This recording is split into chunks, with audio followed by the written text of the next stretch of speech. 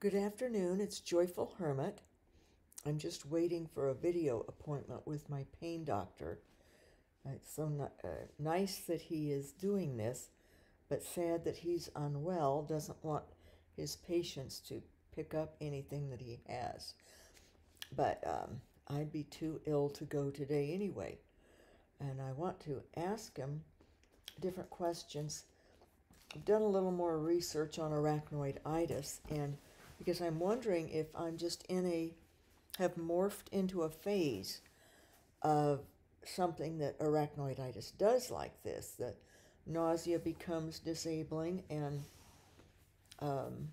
just don't have the ability to really do much, or no appetite either, and no energy, very tired. And of course, I'm becoming weaker and weaker. Despite my wanting to feel better, I don't. I just feel unwell. So I looked up more, and there's been a little more research, different groups back in University of Michigan hospital in Ann Arbor had some kind of a fungal reaction in some injections they were doing that caused an arachnoiditis or similar type experience for people. And they were having success in, just doing antifungals in the person's body, injections of that. But that's an unusual way, an odd way to have gotten arachnoiditis. Usually it comes from a slitting or a puncture in the spinal cord. And yes, it can be from epidurals for pregnant women when they're giving birth. And it goes wrong or it hits wrong. But these might have been epidurals, but it had a tainted injection that was going in, and that was what caused the problem for 40-some people in this hospital who had been treated in the hospital during a period of time, not too long ago. But it's not much researched, and this article mentioned there are no clinical trials anywhere in the United States for it now. It's just too rare. I forget the term they used for it, an orphan ailment or something that, was just abandoned, kind of an issue because there's not enough people who have it. But they are saying more when you just put in, do nausea, feeling of unwell, of sick, of weak, fatigue, all of that. And yes, it comes up that those can be symptoms. And I'm just thinking maybe I'm at a point, since I've had these symptoms off and on, that they have just become chronic now. And I am, of course, thinking about I know God could help relieve them if He wants. I've actually considered, because I have seen it in my life before, where God allows maladies in me to get me to what He wants of me. And probably still, if I were healed more of the nausea. And of course, I have a lot of back pain that's coming through. I'm using my heat pack on my gut. That seems to help the gut. I'm sure it's not the greatest for the spine, because usually cold is best for spine. But even to eat a salad, I just have no appetite for most foods. I just had some saltines again. And I did have oatmeal for breakfast, and maybe that's what sort of kicked it off. I don't know. Went to physical therapist, but I'm thinking that God knows that maybe I would get more distracted or more concerned about working on the house or clearing it up, or going off into something not focused on my spiritual mission. I don't know, but I'm definitely opening up. I shared with my grandson yesterday. He just turned 17. Some of my life, and he's getting an AA soon in May in, I think, videography and communications. He's very talented with photography and, well, many things. He was born a very gifted child, but he's had a tough go of it, really, and attitude can get in the way. He's now been through a divorce with his parents, divorce, and aspects of that. Each parent has another person that they are interested in and love, and that's hard. And I think particularly his mother's is harder on him for various reasons.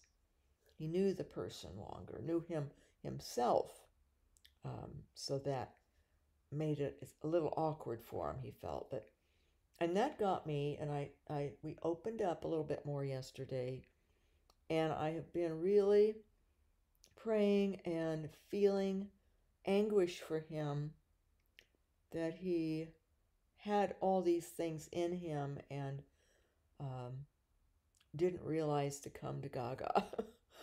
But there again,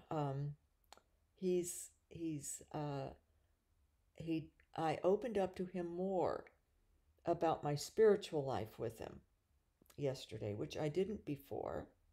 It can be too much for people. Mostly it is. And then there's also this problem of New Age.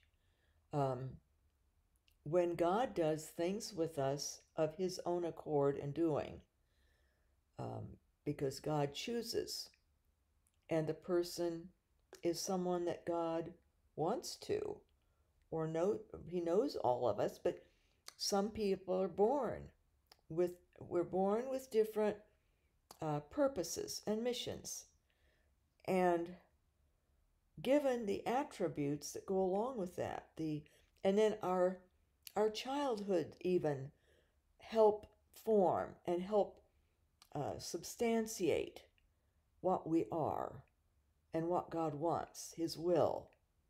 And I was the youngest of three girls, and I was 3 years younger than next older. And about the time I was born, or a year or so later, year or two later, my mother, my dad had started this job that took him away from home most all week, traveling. He was a district sales manager for a company. And she really, and two of her daughters were in school then, and I was still at home. And my grandmother needed a place. My grandmother came to live with us. My mother wanted to finish her college degree and become a teacher. That had been a goal, to be an English teacher in her life. So she went back to college, and my grandmother was there with me. And then my mother had to study, and then, of course, paid attention to her daughters and did things, had to. But she was occupied on finishing her undergrad degree at a local college, and taking care of her three daughters with her mother there. And then the husband home on the weekends. Sometimes he'd get home on a Thursday night and do businesses in towns and cities within a day's drive kind of thing. But he also had a drinking problem. I didn't know until I was 9. But I had ample time to be on my own. And I gravitated to that. I'm sure I did. I loved to read. And before I was reading, and I loved school, loved learning, but I would spend hours, if it were good weather, out, like under a willow tree we had, making mud villages and just absorbed in nature. And I would build a little stand up in the willow tree with some wood pieces, and I wasn't observed that much. My mother was busy, my grandmother was in the house. I had more freedom, but there weren't other children around. The neighbor girl was a year ahead, and they moved in, I think, when she was in kindergarten, moved in next door. But we became friends. I would have been 4 then, but I was alone a lot, and I didn't mind it. I was always occupied with things, or in the winter I'd be playing in my room. These extensive, imaginative things with dolls, or one doll I decided was Roy Rogers, and would have shootouts or whatever. We would watch. We had a TV early on. Maybe I was 4 or 5 when Dad brought a TV home for us. And I was Mighty Mouse and had a dress that had a big collar on it. I decided that was a cape. Typical childhood things, but not with others. And I was very satisfied and content and could keep occupied like that for hours.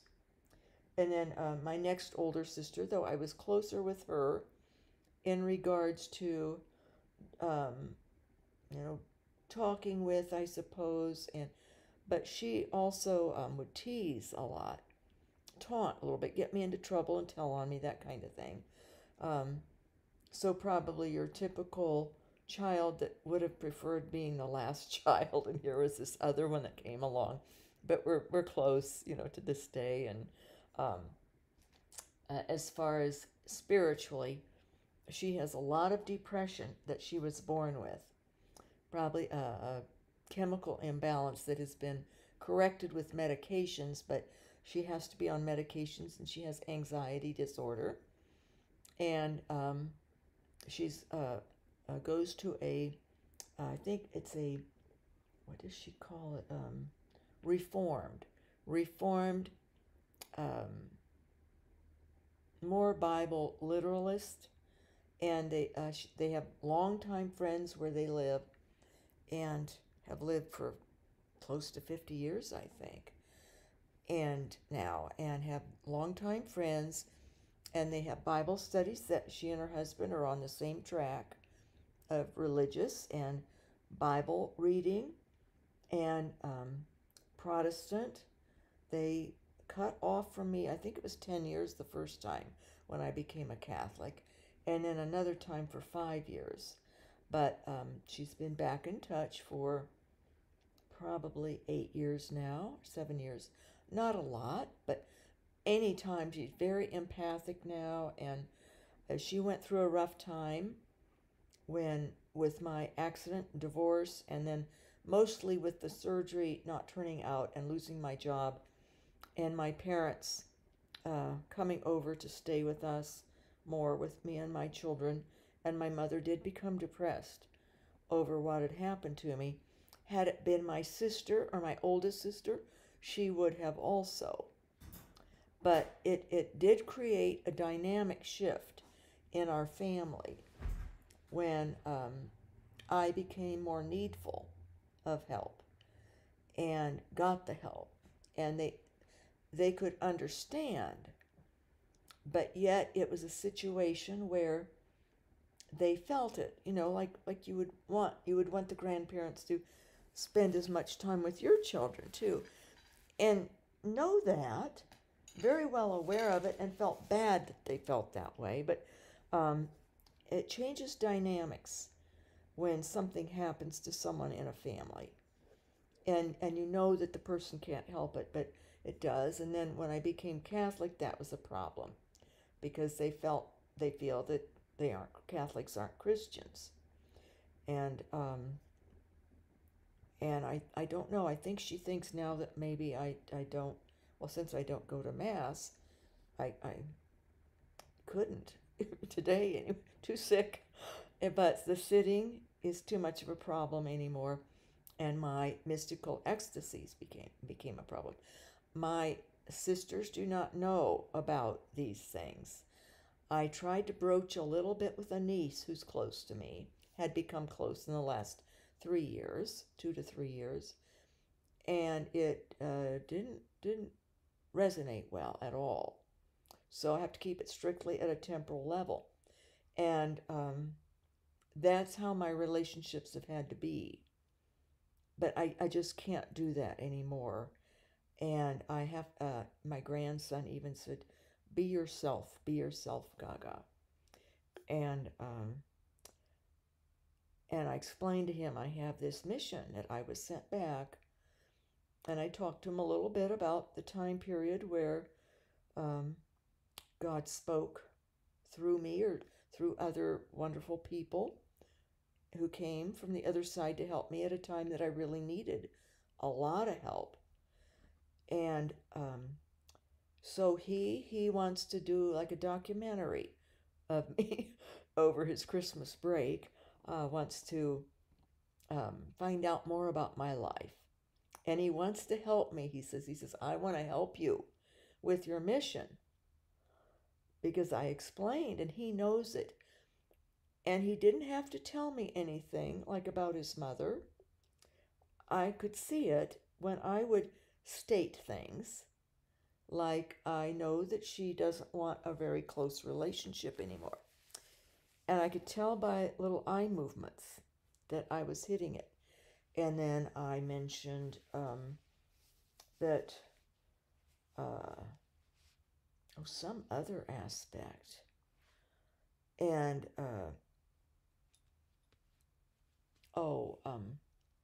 that she wanted her freedom, but was afraid to say to me and to admit it. She didn't want to be the bad person, and she didn't want to hurt me. And then I got eyelids going up and down, and just a little slight nod of yes, yes, and because he wouldn't want to say, but I knew then that because I had broached this with this daughter, I had broached it with the other daughter. Also, the research that I found of adult children of a single mother with chronic pain and the burnout they get.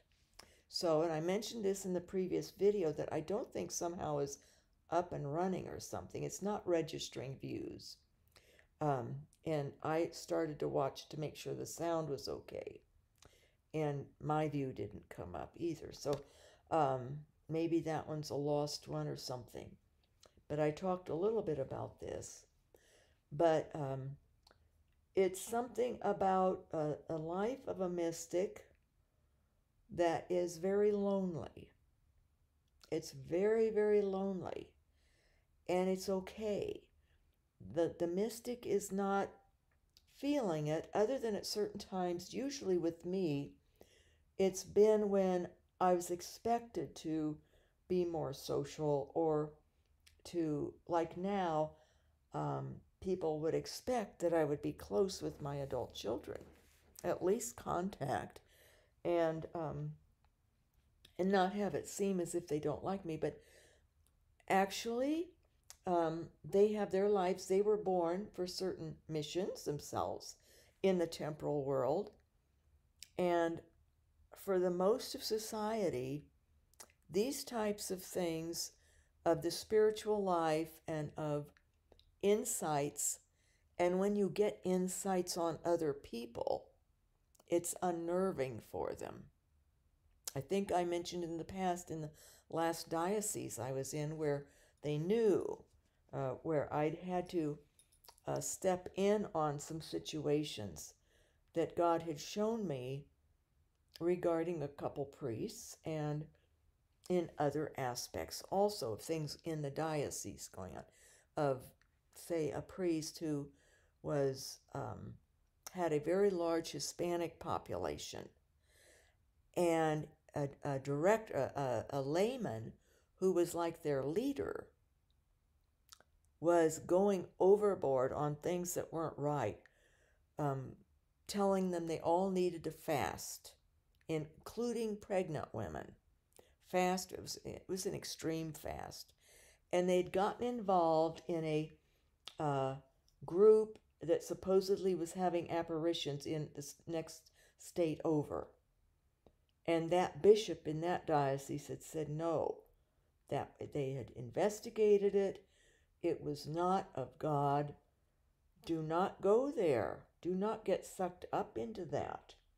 Because messages were being given that weren't good, weren't true, and were extremist, not even reasonable. God doesn't want us to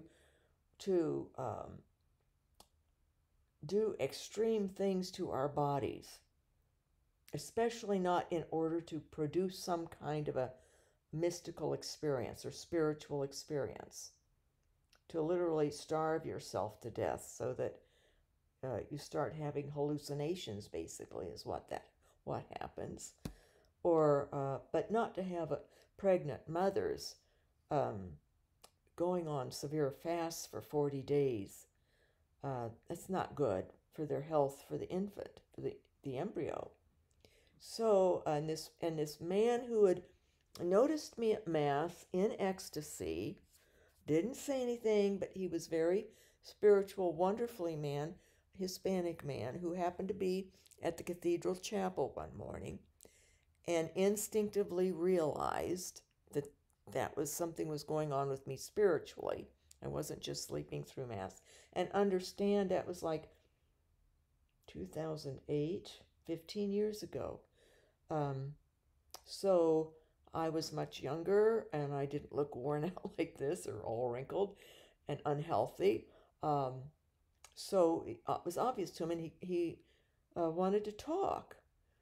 And he's the one that told me about this group because he was getting worried about it. And they were being pressured by the leader to go over and follow this group in this next state that was saying they had this person who was receiving messages and would proclaim that at 6 o'clock at night on Saturday night or something. And a lot of these Hispanic people did not have money to be driving over there and back. So this man was very concerned. He was in this group of 200 Hispanic people in this parish. And I think he had tried to talk to the priest. The priest was busy, whatever. And he had tried to talk with this leader of their group. And that leader of the group had such power that he could get you put down by your own people. So I stepped in and called the rector, who I knew, Reverend Monsignor, and told him about this and said, this is not good. And I said, can't you do something about it? The priest would listen to you. He was also vicar general over all the priests in the diocese. The leader of them, or the observer, any problems they would have could come to him. And if they were doing something they shouldn't, he was supposed to rein them in. A supervisor, like in a religious order, he would have been the superior. So he was like superior over the priests in the diocese. And he finally says, I can't follow up on all your leads. Because it would be uncanny how I would, but it was God. God would place me with things, or I would observe something, or like this man coming to me and then opening up about these worries he had, and he couldn't get the priest to do anything, and he couldn't himself, with this leader who was leading these people astray and getting them to go over to what even the bishop of that diocese in the next state was saying, don't. This is not of God. And it wasn't. I researched it. I read about what these people were saying, what the visionaries were saying, and it was not valid. These things will have some truth in them, but not all. But anyway, Reverend Monsignor was tired of me. And I said it would only take but a phone call. But nope, they're human. Before, yes, they had done things that I would come to, but he had reached his limit, even him. So it's not easy. And I have been talking with the physical therapist about different things. And also just when you're being worked on in your body, a massager is working on my knee, it's painful for me, any of that stuff. And I just go into another mode and things come out that ordinarily I would reserve keep in. But part of it was this influx of my being labeled as weird or different or crazy. A neighbor man had been going around last summer, and he stopped it because they were getting in trouble. The HOA men then were picking up and curious about me, and picking on things that weren't done, that I couldn't physically do now and didn't understand. And I look up arachnoiditis, and I then looked up the laws on the disabled with HOA. They cannot give you any kind of pressure or deadlines for doing things. And I explained to them I would have in my yard. I was landscaping last summer before my knee surgery, trying to build up muscle, so I was gardening. So I had my plants in the driveway, and I could only do so much every day. I couldn't work from 8 until 8. So things would just stay out there, and my pile of black bark, when I would distribute it, would be there, and it might take me 3 or 4 days. Or if I would have a nausea siege, I'd have to take a couple of days out and keep going, or my back would give out a couple of days out.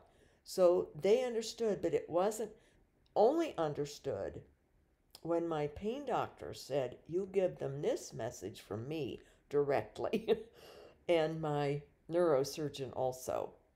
And then I looked up the law, and I told them, this is the law. And I said, if you keep it up, you're going to have a lawsuit, and I will win. And I said, you need to tell this man who used to be friends with me, but he turned on me, and I heard him talking to neighbors, and bad mouthing me terribly.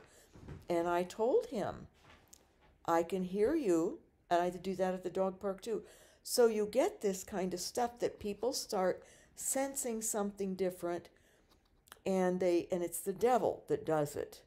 The devil gets into other people, and they start picking on you.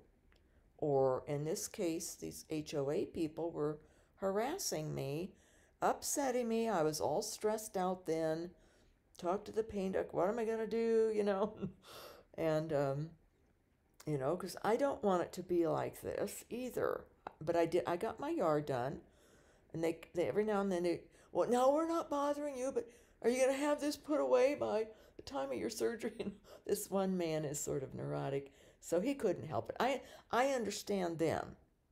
He's hyper. He has lots of money, can hire anything done, and he does work himself too. But just busybodied on me because I came off different. They want, do you have family? Where's your family? And wanted to know about them. And my oldest daughter said, you shouldn't have told them a thing. I said, no, I did because it put them at ease. I wasn't as odd to them then. But it was the lawsuit, and when I found out HOA laws, and I'm sure they looked it up. And then the one man did look up arachnoiditis then.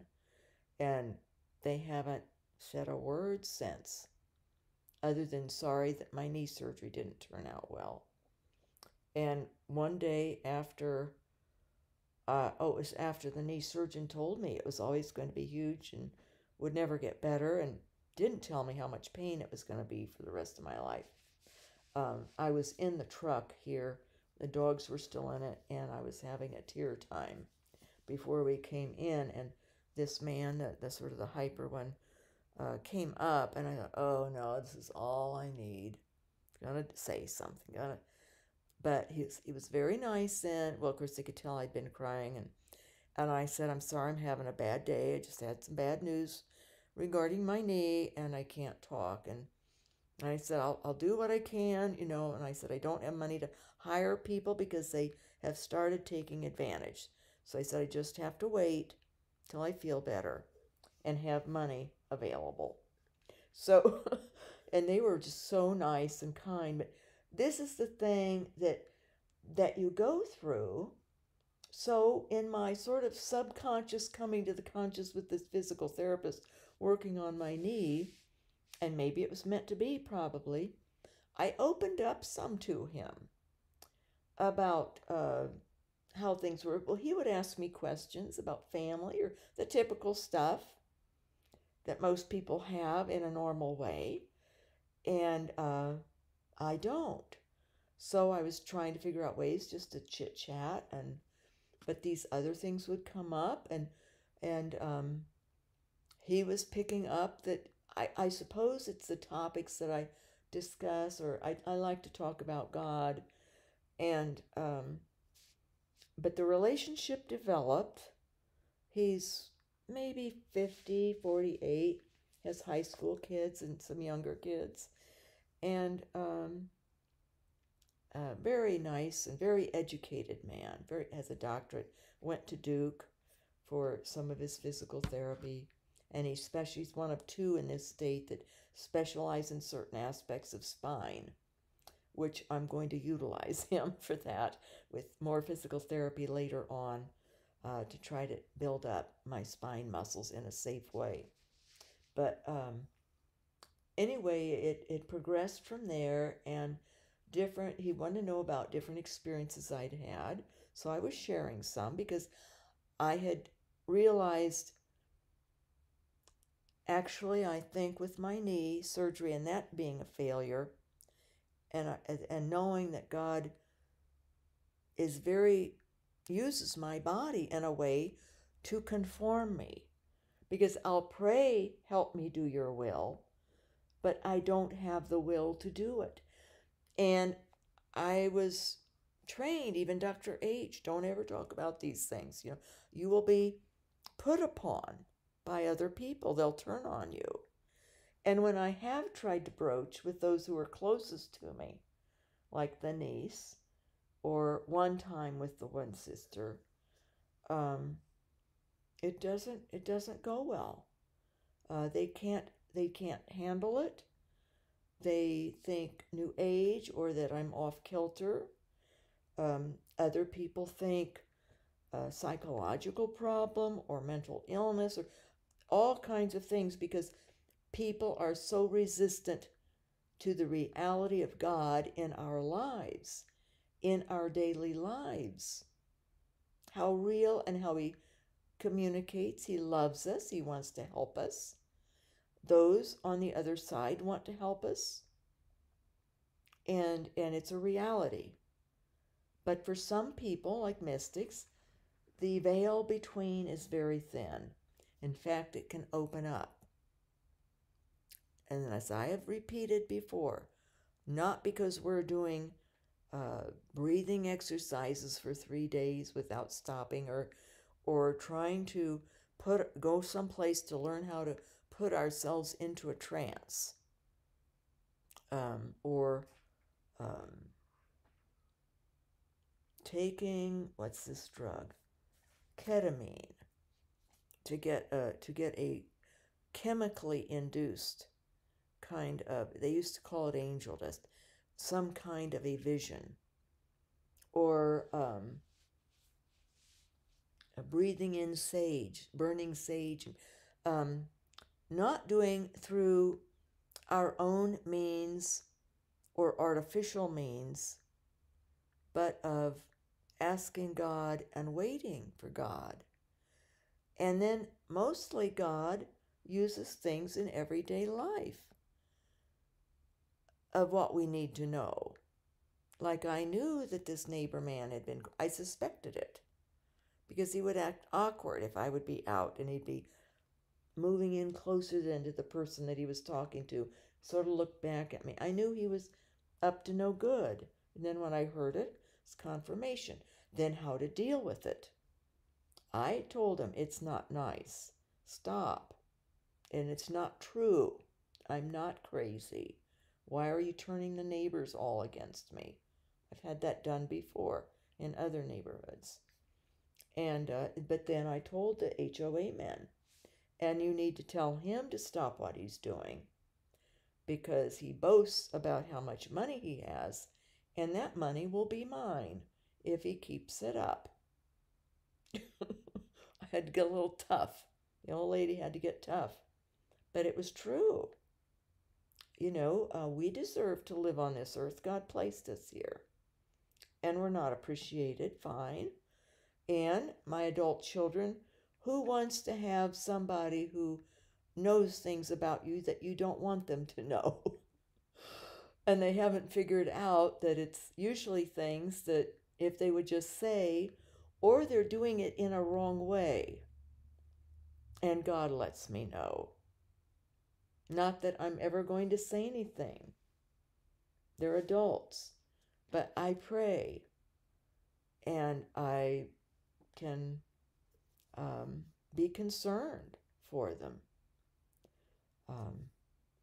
and learn to love them. Maybe God had me show these last things because he wants me to learn to love more as God loves. And this doesn't mean that I am loving, that I'm the one doing the loving. It's always God causing us to be able to love. God gave us our brains to read the Bible, to learn. So, been talking about these things, and here is my, I'll have to continue this. It's my appointment time, a video appointment. But the physical therapist today, the last day, and he got up his nerve to ask me something. So I'll continue it on the next video. Stay tuned.